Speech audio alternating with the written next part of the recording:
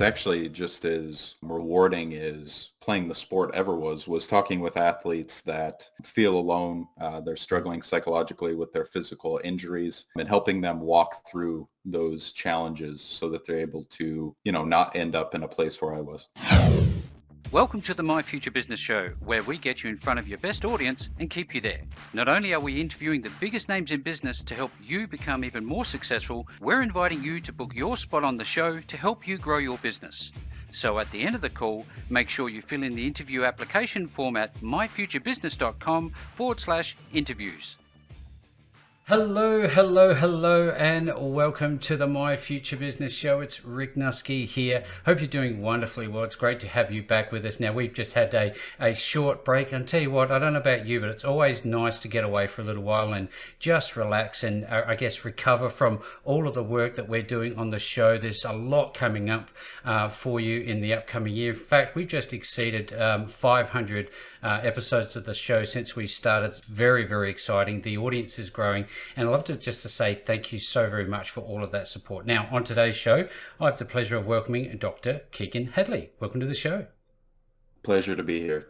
Now, you and I, we're going to be talking about your work as an occupational therapist and psychiatric clinical researcher. And we're also going to be talking about your best-selling book. We're going to be talking about ACL injuries, the psychology of injury, and what you can do to reset, recover, and go on to live your best life. So there most certainly is a lot to unpack here, and it's quite a powerful story. I've read through your bio information. I've had a very close look at your website, and there's certainly a lot to learn and a lot to take away for those who maybe are suffering an ACL injury at the moment. But it's much more than that also. You have a keen interest in entrepreneurialism, and obviously you've gone forward to do a lot with that in your life too. But tell us firstly, where are you calling in from today? Yep, I am calling from Bismarck, North Dakota. Oh, wow. What do you love about the place? Well, I met my fiance here and I finished my doctorate here. So it's definitely been a good place for me, even though the weather is far from ideal. So what are you getting there at the moment? Does it snow there? Yep. Right now we are at negative 10-ish at the moment. Negative 10. So it's a bit chilly. Yeah, it's just like a warm, balmy summer's day, isn't it? What do you do in weather like that? Is there many options? Mainly stay indoors. I do work out a lot and things of that nature, but you really can't be outside too long here in the winter just due to a safety risk. Yeah, absolutely. Tell us a little bit about what it was like growing up there. In fact, did you grow up somewhere else? Yeah, I actually grew up farther west around Coeur d'Alene, Idaho, in the mountains there. So I was used to cold, but winter there generally stays around 28 degrees, and we get a lot more snow there, but not nearly as cold. Here, there's a lot more wind, and it's certainly a lot colder here. So, do you have any fond memories growing up? You know, playing in the snow, having friends and pets and things like that? Yep, I went four-wheeling and stuff like that a lot in the mountains growing up. So I definitely enjoyed that and miss that because there's no mountains here. But yeah, I certainly was outside a lot and skiing and snowboarding and those kinds of things. So, Now, I love a movie. I don't know about you. Do you enjoy movies? certainly. Do you have a favorite? The Top Gun and Top Gun 2, I thought that was the best sequel I think I've ever seen, especially being a couple decades later. So It's amazing that was pretty good. what Tom Cruise can do, isn't it? He actually does all of his stunts, from what I understand. Yeah, Yeah. he's pretty impressive. He's worth the money, I guess. I think I'd give it a miss trying to hang off the side of a plane myself. To be honest with you. Now, are you a bit of a foodie? Do you enjoy going out for a nice meal? And if you do, what do you get into? See, I'm not as much as I would eat pretty much just to stay alive. My fiance is a chef. She likes cooking and baking and those kinds of things. So I've become a lot more accustomed since she's been around, but not naturally, no. Thank you very much for sharing. Absolutely loving this call. Now, when we grow up, you know, you've become a doctor, and you've obviously invested a large part of your life in the work that you're doing, what we're going to be talking about today. But when you were growing up, do you have anybody around you who was influential for you? Yeah. I mean, for sure. My parents they worked very hard. They were both definitely probably lower middle class, a teacher and an architect. I just grew up watching them work really hard and wanted to kind of exemplify that and help other people. Did it take, how long does it take to become a doctor of occupational therapy? Is that many years or? It's undergrad is normal, so roughly 4 years, and then 3 years of grad school. Did you find along the way that, you're wondering whether or not that was the right path for you? And how did you actually decide that this was the right path for you? Yeah, I mean, you always, especially me, because there's a lot of things I want to do.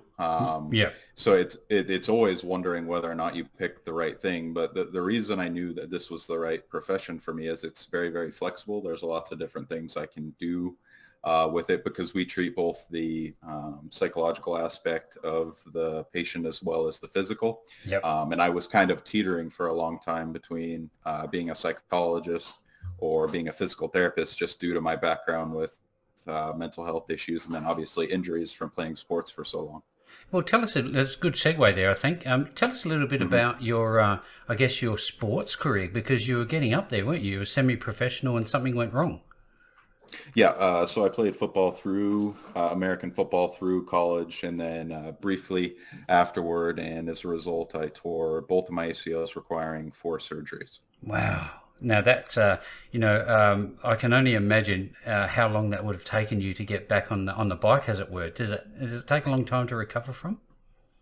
Yeah, I mean, so essentially, they say now, I mean, with our best data, it takes roughly a year to feel quote unquote how you did, but I would refute that heavily, just depending on which type of training you go through following surgery. Now tell us a little bit, because there'll be a lot of people on the show sort of not sure what an ACL actually is and what an ACL injury results in. Could you share us a little bit about the background about ACLs for us? Yep. So the ACL is the anterior cruciate ligament. It's one of the four main ligaments in your knee. It acts is essentially the brakes when you're running forward and then stop. It Yep. prevents your femur from moving forward over your tibia, which is your thigh bone over your shin bone. Now, I've seen a few images because obviously I was intrigued by this topic, and I saw some pretty, for lack of better ways to put it, gruesome sort of tears. Is how bad Yeah. was yours? So both of mine were non-contact injuries. So essentially, a lot of times people think you have to get hit, particularly hard or something like that. Well, both occurrences for me, I wasn't actually being touched. I played defensive line, Yep. and I was getting around an offensive lineman doing kind of a swim move, I guess, and you Yep. pivot with your belly button towards them and hit their hands away. Yep. And both times I hadn't been touched, but my front leg gave out and tore, and unfortunately. So it's just kind of how it works out sometimes, I guess. Do you miss playing? Very much, I especially bet. this time of year. I had a hard time watching football for the longest time just because it was very painful having to, kind of being forced to step away. Yeah, be in the audience rather than the centre. I can understand that's for sure and certain. Now, I know that you've gone on to create your own business around what you're doing. I'd love to just briefly, if we could, pivot on to entrepreneurialism. We'll pivot back into Mhm. ACLs in a moment. Now, tell us a little bit about your experience with being an entrepreneur and what it's done for your life. Yeah. So essentially, and again, I've always been very unsure of what I've wanted to do. As a career. Yep. I knew in undergrad I loved writing, and I knew I wanted to help people from a physical or emotional standpoint. But I really wasn't sure where that would lead me. But I was lucky enough to use my love of writing to get into the clinical research industry as far as pharmaceuticals and the medical device industry, doing technical writing for companies submitting, the regulatory documents to the like FDA, Yep. or, if it's a different country, it's a different agency, doing that as well as technical writing for the crypto industry. And now obviously I do a lot of blogging, and creating content targeted to my specific audience. Do you find, I recall when I was at university doing papers, that I had to have a Mhm. level of academic rigor. Do you find yourself, even when you're blogging, applying that level of academic rigor in terms of references and things like that? It kind of depends on the subject. So obviously you're going to want to make sure you understand the topic fully, but you also want to be able to reproduce it in a way that other people can readily digest it. Otherwise, I mean, you're essentially just talking to yourself and a number of other people who have the same exact background as you, which Out is, of academia, yeah. yeah. So that's very few, and that's not definitely the only people I want to talk to. Again, nothing wrong with those people, No, of but course not. yeah, I want to speak to, as broad of audience as possible. So. So if we go back and coming back to this entrepreneurial experience of yours, I remember my first one was washing cars. Do you remember yours? I did start mowing lawns when I was awful young. I don't know how old I was, Yeah. but I definitely really enjoyed that. Just the aspect of, I'm a very visual person too, so I liked kind of the, instant gratification of, Yep. fixing the lawn as well. But yeah, that was probably my first instance, and I would imagine I was in elementary school. So. And all the pieces of this conversation will come together by the end of it. Now, part of this, starting your own business as a result of your life's experience, essentially, and all the study that you've done, you've had to take a chance. You've had to take this consider risk in starting up your venture. How was Mhm. it? How risky was it for you? Were you nervous about doing it? Was it just a calling for you? How did you feel about it when you decided to do it? It's definitely a calling, and I would urge anyone, if you're trying to pursue, an entrepreneurial journey, Mm. you don't jump off the boat unless it's at the dock. Ah, Meaning essentially you're having to keep a 9 to 5 essentially until that, passion is providing enough money for you to step off the dock and onto the boat. If you can continue with that metaphor. So I wouldn't urge anyone obviously to just jump before you know it's going to make any money, because you want it to be sustainable. You don't want your dream to turn into a nightmare. So. and that's very relevant for our audience because there's a lot of people here that are living a dual life. They're doing that Hmm. 9 to 5 grind, for lack of a better way to put it, and then they're switching over to this passion project in the Yep. evenings. How much time did you find that you had to put into this early on?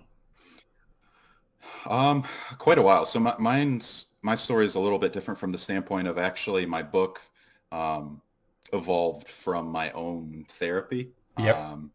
So I had to journal from my therapy because that's my outlet of choice.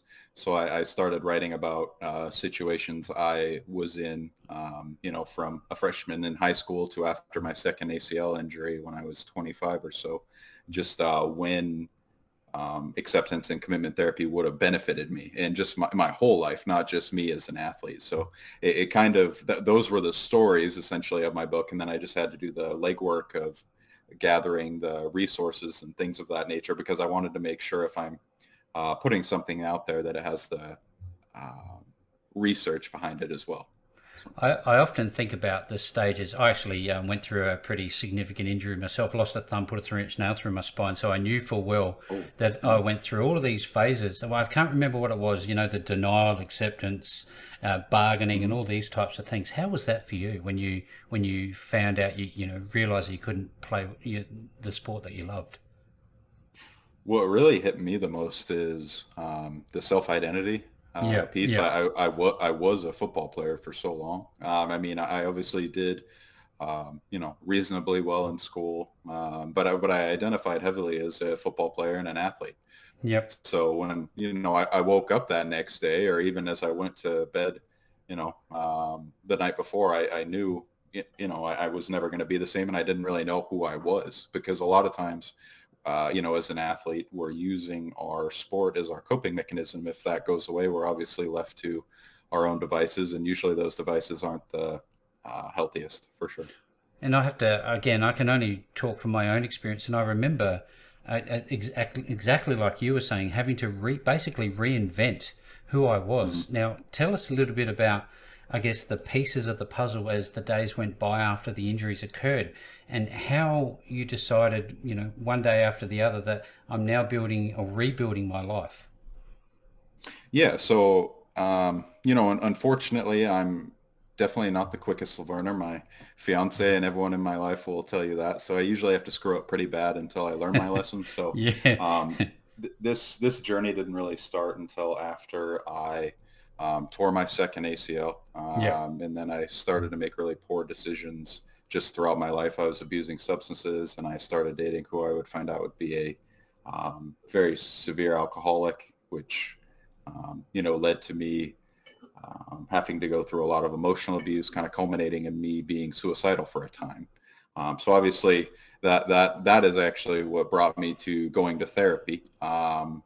And then that's actually when I was the most frustrated because I knew I needed to go to therapy to get my life back on track, but Yeah. I wasn't seeing any progress, which was very, very frustrating. So I'm the kind of person, if I don't know something or if something's not working, I'll scour the internet, and I found psychological flexibility or acceptance and commitment therapy, or ACT. Now, tell me a little bit about mindset as I guess a base requirement in each of our days. When you wake up, do you have a routine? Do you Mm-hmm. find some days that you're off, and what do you do to get yourself back into a quote unquote a positive mindset to have a better day?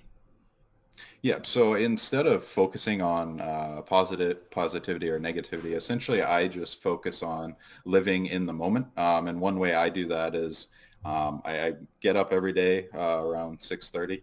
I either go immediately to work out, or B, take a cold shower to wake up and really live, in the moment. It's kind of symbolic for me because one of the hardest things for me is being able to cope with the persistent negative thoughts that I had, and being able to live and sit with those painful thoughts was really kind of the first step in my journey.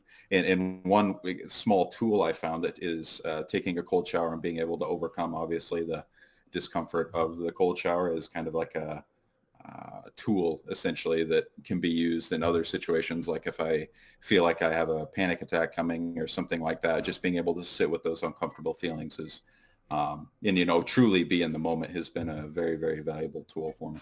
There's something more to just a cold snap of water. Something does something psychologically. Something does something to the brain, doesn't it? Reset something. Is that right?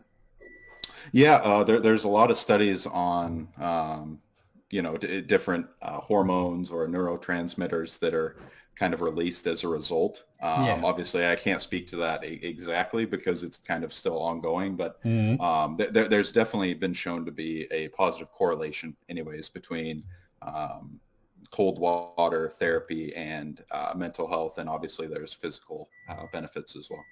I know a lot of people are getting a lot of benefit out of this, and by the end of the call, they're certainly going to be excited to make contact with you. Now, I'd like to think my one superpower is podcasting. I'm wondering what's yours, do you think? I would say I always have an idea, which is a gift and a curse. Mm. It's why I'm always writing stuff down.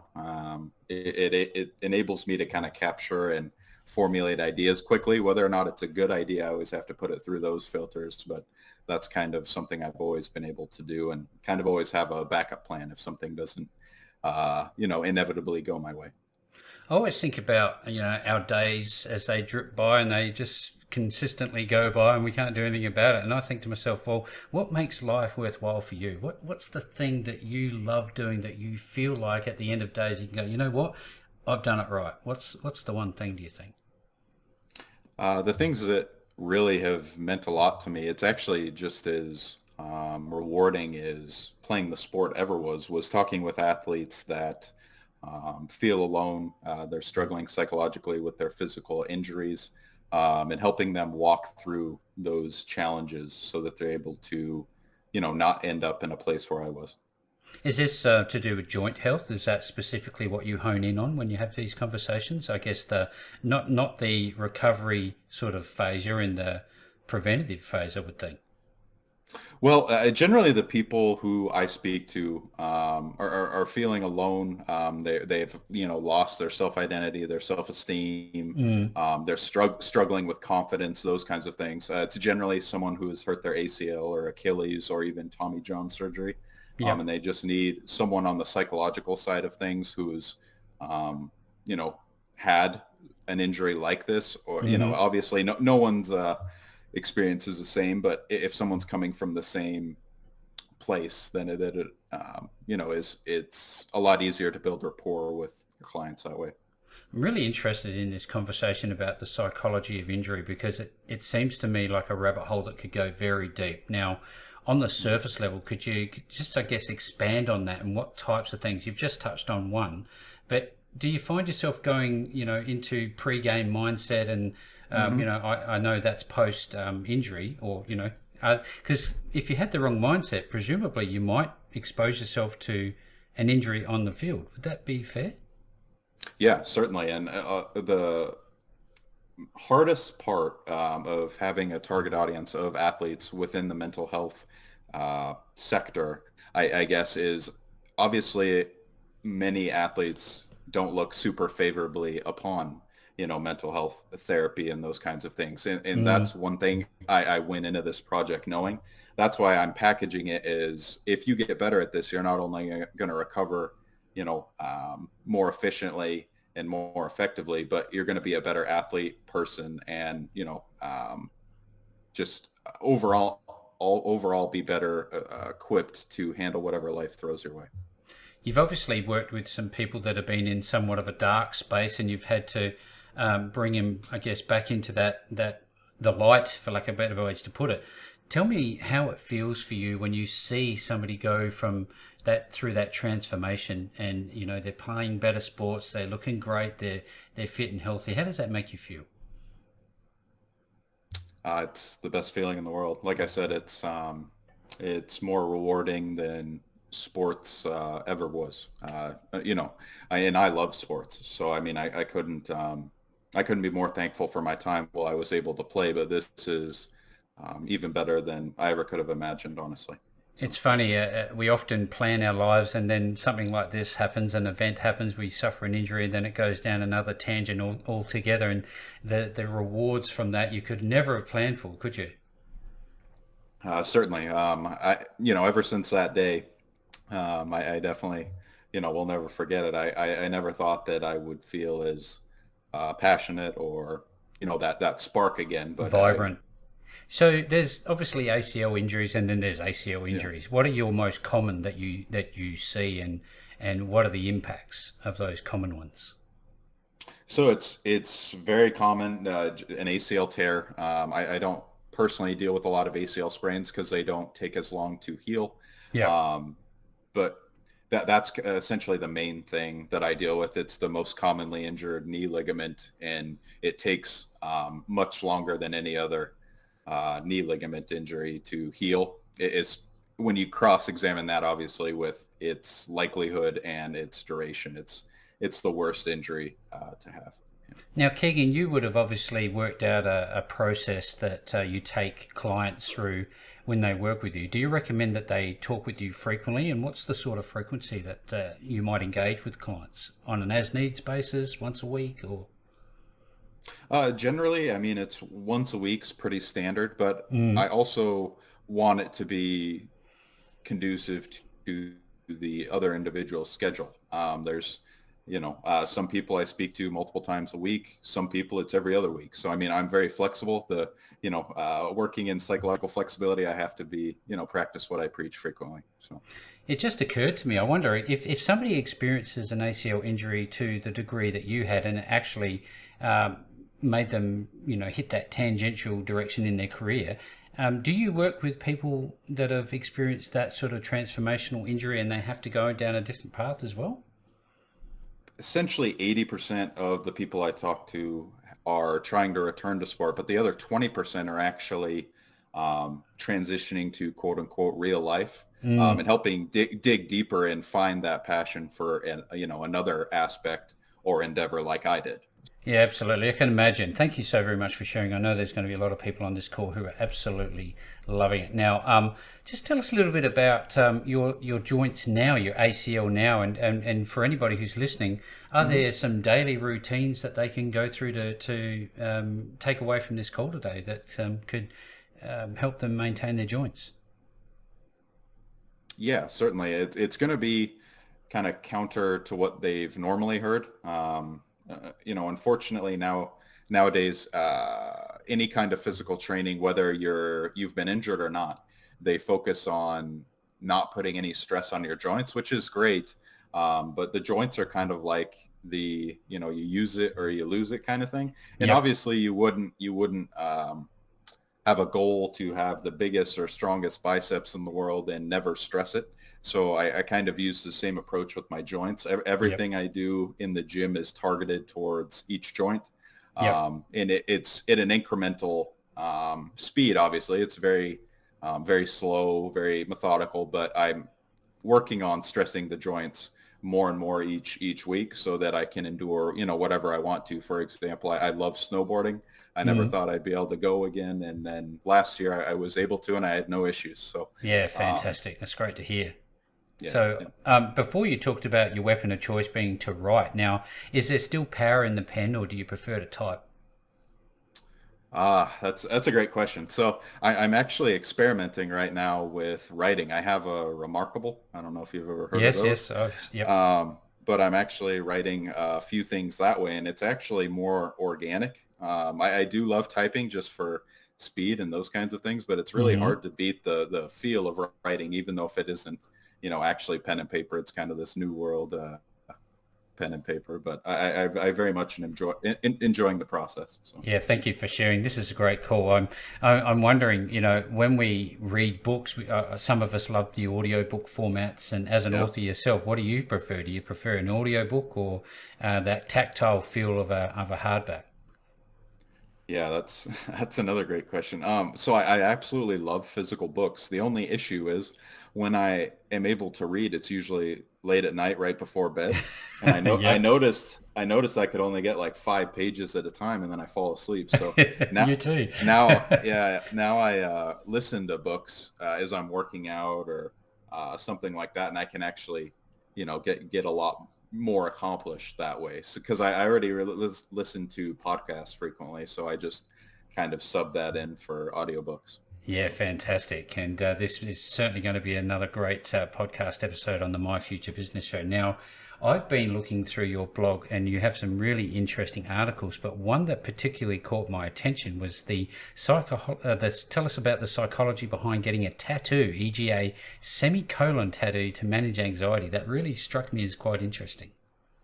yeah, a lot of people want a kind of a memory, I guess, of something they've gone through. Mm. And if you find something that's very meaningful to you and can represent the journey you've been on, I think that's a good way to go. Obviously, if they're open to tattoos, that's always a good caveat there. But I think it's a good outlet and a good reminder for what you've been through. I just want to swing back to books for a moment. Do you like fiction, non-fiction? Do you have a preference? I hadn't read a novel in a couple years in 2022, but I'm on kind of a novel binge. I A just finished binge? it. Yeah, yeah. So I'm in the middle of that. I just finished A Tale of Two Cities, and I haven't quite decided what to read next. So. Yeah, great, loving it. So tell us a little bit about the importance of diet and exercise. Does these high energy drinks full of sugar tick the bill for you, or is it straight H2O when you're trying to recover or maintain joint health? Um, I'm a pretty big water guy. I'm Yep, always carrying around my water bottle. I love ice water. I don't know why it's always kind of been my um, thing. thing, I guess. Yeah, great, love it. Now I know your book, called Torn, is overcoming the psychological challenges post ACL injury. Now, how long did this take for you to write, and was it natural Uh, for you? yeah, like I said, it was the most natural thing I've probably ever done. When I knew I wanted to write a book, it probably took me um, probably 6 weeks to compile it. Um, so the hardest part was getting the right research to, convey the message I wanted to. I already had my stories due to my journaling, so it was a very natural process for me. Did it actually help you heal? Did it release any pent up feelings that or unlock those issues you'd not dealt with as you finished a chapter? Did it do any of that? So the one thing that it really did for me is there's 6 different skills associated with acceptance and commitment therapy, and Mm. one is self as a context, and essentially, um, I'll give like the 10,000 foot overview is Each of us have two versions of ourselves each day, as we go through our day. And one is essentially the persona or the mask that we're wearing. It's, Yep. what we want to portray into the world. And the other one is our true self. So in order for me to, walk the path I was talking about in my book, I had to put my book out there because it's definitely not the sexiest topic, I guess, because it's about a guy going through emotional struggles, and emotional abuse and all those kinds of things. And it's not exactly what you would picture a football player talking about. So it definitely tested me, and it made me, belly up and do what I say. So, You have to, I guess, put yourself out there and be a little bit vulnerable, don't you? yeah, certainly. It's like I said, it's definitely not um, you can't heal without being completely honest. And this was me being completely honest. How did you know when it was finished? Did you know that, hey, look, I've just finished the last chapter, or did you find yourself wanting to continue writing? I had to be very strategic because it's not necessarily a how-to book. It's more of an introduction because Yeah. each individual is different. So I wanted to do a kind of a how-to use psychological flexibility post physical injury. But since each individual is coming from a different place with, different places with different strengths and weaknesses, I couldn't do that. So essentially, I had a very structured outline for what I Mhm. wanted the book to look like. So I knew it when it was the end, but it just was frustrating for me because I had so much planning beforehand to figure out, how could I make this potentially a how-to book, and I just couldn't figure out a way to do it. But that's it. So it seems to me, given that you've touched on it being somewhat of an introduction, do you have Yep. any plans to write another book to follow it up? Yeah, I believe so. I'm in the midst of a lot of research with some other clinicians that are in the psychology of sports injury space, and we're figuring out a way to distill it down in order to reproduce a framework to provide to athletic trainers, high school coaches, and a lot of those individuals who are with the athletes, each day, because obviously the physical therapists um, generally only see athletes 3 times a week. These coaches or athletic trainers are with the players daily, so getting these skills in their hands would be very important. So. You're certainly not short of an audience, that's for sure and certain. Now, tell us a little bit about your diffusions guide and other things that somebody might find on your website. Yep. So the diffusion guide, diffusion is another one of the 6 skills that I mentioned. Um, Diffusion is essentially the ability to go from, as far as a thought process, from going from I am sad to I'm having thoughts and feelings that I'm sad. And it gives you that space to evaluate your thoughts that obviously you can't control and determine whether or not they're going to put you on a path towards your values. And obviously if they're not, you can just let them go. And essentially that guide is just an introduction, and it's your first little exercise to get you on that path. That was my first little step out of, the darkest place I was. And in terms of the book, where can we buy Torn? It is, if you go to my website, there's a book tab, or you can go to Amazon. It's definitely readily available there. Excellent. I've absolutely enjoyed this call thoroughly. Now, for everybody who is listening to us today, to find out more about ACL injuries and the management thereof, the psychology behind it, visit KeagenHadley.com. I won't spell that out right now. I will certainly make sure it's available to you below this post. No matter where you find it, you're going to find the link back to KeagenHadley.com. And with that, Dr. Hadley, thank you so very much for joining me on the My Future Business show today. Thank you so much. I appreciate it. Thanks for joining us today. If you enjoyed the call, then make sure to subscribe, leave a comment, share us with your friends, and book your spot on the show at myfuturebusiness.com/interviews. And if you're looking for solutions that will help grow your business, then visit myfuturebusiness.com/shop.